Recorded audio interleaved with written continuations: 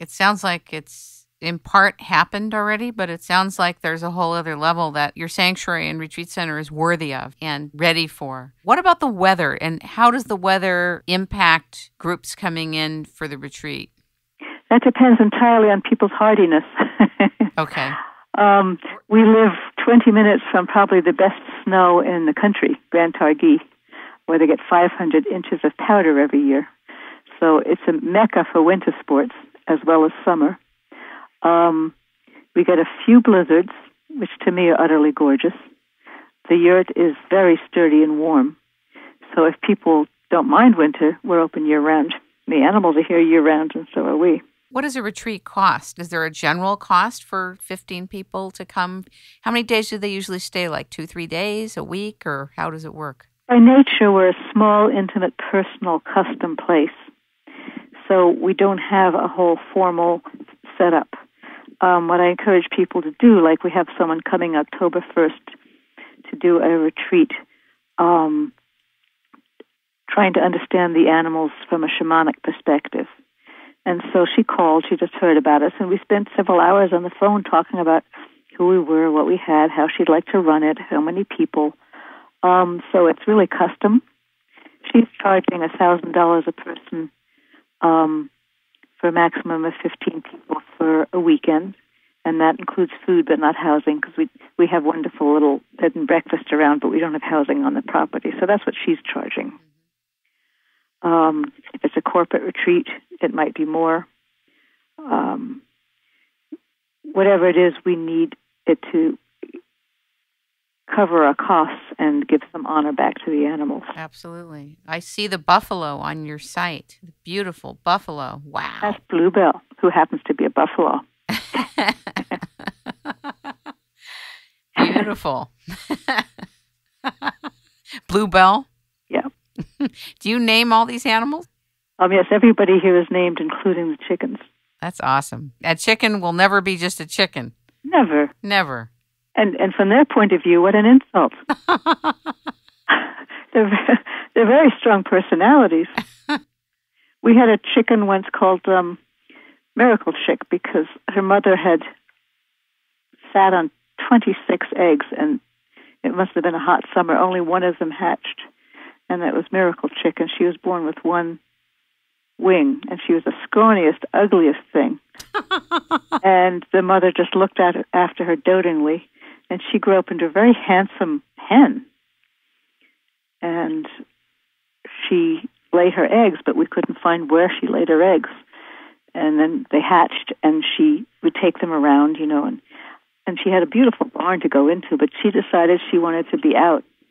And one night, we had this incredible thunderstorm. It was just rain and hail, and there was no way I could find her. I didn't know where she was.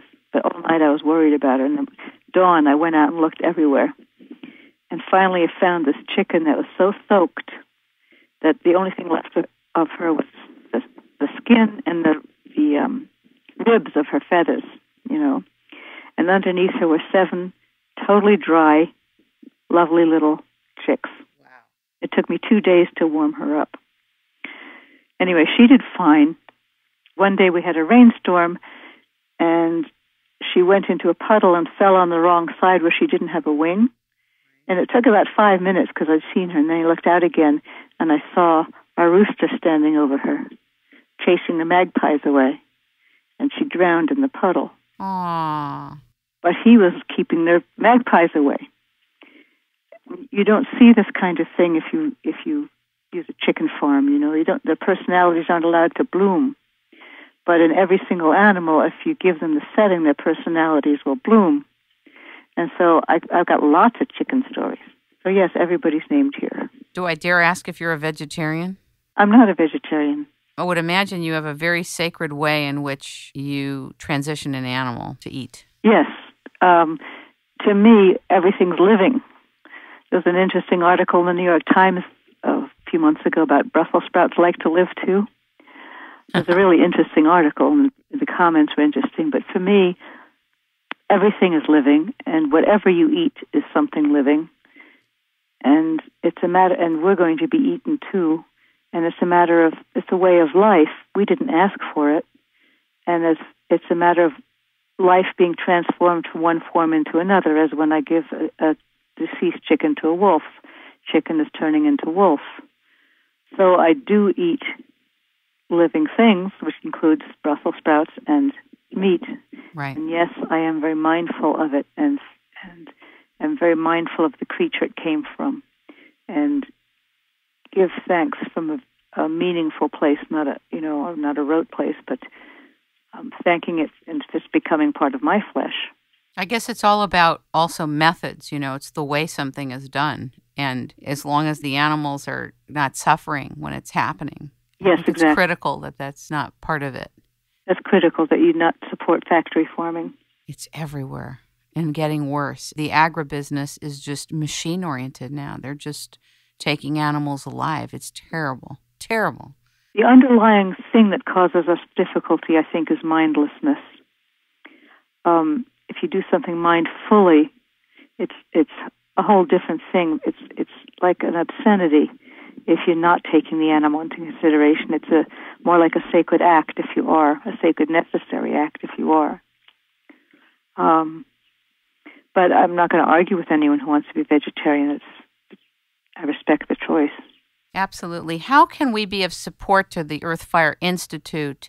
All the donations, are they happening online? Do they call you up on the phone? What is the process? You can donate anyway. Yes, you can donate online. You can send a check any way that suits people. Financial support is the greatest need, but also sharing what we're trying to say. So sending our website out to other friends is a very big part of how people can help. Letting people know about the retreats, people who might be interested in really feeling the animals deeply and then taking it out into their own field. So awareness is as important to us as the finances. We also, by the way, because we're starting to grow, I need urgently the equivalent of an assistant director and an animal handler assistant. But it has to be a profound commitment, and they have to come with the idea of what they can give, not just what they can get. So if we can get the right people, that would be a huge help. And would they live on the land, or would they live close by? For now, we don't have any facilities other than one trailer on the land, so people could live in town, which is 5 miles away. Beautiful area. Well, I'm looking at the Grand Tetons, so it's not too bad. Wow. I really appreciate you taking time out of your day to talk about the Institute and your work with the animals, your passion with the animals. Absolutely extraordinary. Well, thank you for your time and interest. Thank you. Ladies and gentlemen, we have been talking to one of the founders of the Earthfire Institute, a wildlife sanctuary and retreat center on the border of Idaho and Wyoming. You can find out about them and contribute to their sanctuary at earthfireinstitute.org. We highly recommend, if you are capable of making donations, even if it's $10, that you donate to them to keep this going and to help grow it, and send this to all of your social networking sites. Thank you, whoever sent me the Earthfire Institute video of Apricot being healed. Beautiful video, which you all should watch. Thank you so much, Dr. Eirich, for taking your time and being with us today. This is Kim Greenhouse, and it's Rainmaking time. Thank you so much. My pleasure.